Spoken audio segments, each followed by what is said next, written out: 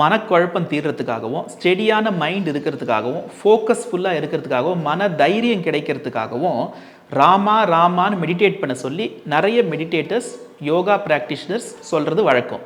ஏன் என்னைக்காவது யோசிச்சு பார்த்துருக்கீங்களா? வீடியோவை ஸ்கிப் பண்ணாமல் முழுசாக பாருங்கள். ராமா அப்படிங்கிற வார்த்தையில் இருக்கிற ரா நாராயணா அப்படிங்கிற வார்த்தையிலிருந்து வந்தது. மா அப்படிங்கிற லெட்டர் வந்து ஓம் நம சிவாயா அப்படிங்கிற மந்திரத்திலிருந்து வந்தது. ராங்கிறது நாராயணா மந்திரத்தோட உயிரெழுத்து, மாங்கிறது ஓம் நம சிவாயாங்கிற மந்திரத்தோட உயிரெழுத்து. இந்த ரெண்டு உயிரெழுத்தும் ஒன்று சேரும்போது சிவனுடைய அருளும் விஷ்ணுவுடைய அருளும் நமக்கு கிடைக்கும்னு நம்பப்படுது. அது உண்மையும் கூட. மேலும் ராங்கிறது சூரியனை குறிக்குது. சூரியன் எப்படி இருளை நீக்கி ஒளி தராரோ ராமான்னு சொல்லும் போது நம்மளோட வாழ்க்கையில் உள்ள இருளும் நீங்கும் அப்படின்னு நம்புறாங்க.